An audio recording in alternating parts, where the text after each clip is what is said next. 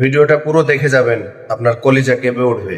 পাকিস্তানি একজন মুসলিম যুবক, সে সব সময় অ্যাডাল্ট ভিডিও দেখতো। তার এই গুনাহের কারণে তার কি করুণ পরিণতি হয়েছিল আপনি যদি এটা শুনেন, আপনার কলিজাটা কেঁপে উঠবে, আপনি আপনার নিজেকে ধরে রাখতে পারবেন না। ওই যুবক অ্যাডাল্ট ভিডিওর প্রতি এত পরিমাণে অ্যাডিক্টেড ছিল, সে অ্যাডাল্ট ভিডিও দেখার জন্য বড় একটা অ্যাডাল্ট সাইট থেকে অনেক টাকা খরচ করে সে লাইফ টাইমের সাবস্ক্রিপশন কিনেছিল এবং সেই ওয়েবসাইটের অ্যাক্সেস সে তার নিজের বন্ধু বান্ধবকেও দিয়েছিল। সে তার সকল বন্ধু বান্ধবকে নিয়ে অ্যাডাল্ট ভিডিও দেখতো। ঘটনাক্রমে একদিন যুবক ভয়ঙ্কর গাড়ি অ্যাক্সিডেন্ট করে মৃত্যুবরণ করলো। তার লাশটা যখন বাড়িতে নিয়ে আসা হলো, এলাকার মানুষ তার লাশ দেখতেছে, অনেকে বলতেছে এই ছেলে তো নামাজ পড়তো, এই ছেলে তো রোজা রাখতো, এই ছেলেটা ভালো ছিল। কিন্তু তার ভিতরে এত ভয়ঙ্কর একটা গুনাহ যে ছিল, এটা তার বন্ধু বান্ধব ছাড়া অন্য কেউ জানতো না।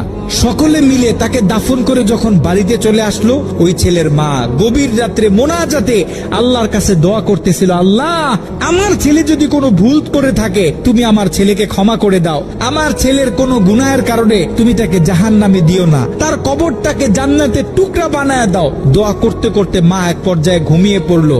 মা যখন ঘুমিয়ে পড়লো, তিনি স্বপ্নে ভয়ঙ্কর একটা দৃশ্য দেখলেন। তিনি দেখতেছে তার ছেলের কবরে আল্লাহ পাক জাহান্নাম থেকে কিছু ফেরেশতা নিযুক্ত করলেন এবং ওই ফেরেশতাদের হাতে বড় বড় কিছু কুড়াল, যে কুড়াল দিয়ে সকল ফেরেশতারা মিলে একসাথে তার ছেলের শরীরে আঘাত করতেছে। যদি তার ছেলের হাতে আঘাত করে তাহলে হাতটা কেটে দূরে গিয়ে পড়তেছে, যদি পায়ে আঘাত করে তাহলে পাটা কেটে দূরে গিয়ে পড়তেছে। তার ছেলে ভয়ঙ্কর ভাবে চিৎকার দিতেছে। ছেলের ভয়ঙ্কর চিৎকার শুনে মায়ের ঘুম ভেঙে গেল। মা উঠে আবার তাহাজ্জুদ নামাজের জন্য প্রস্তুতি নিলেন, আল্লাহ তাআলার কাছে দোয়া করতেছেন।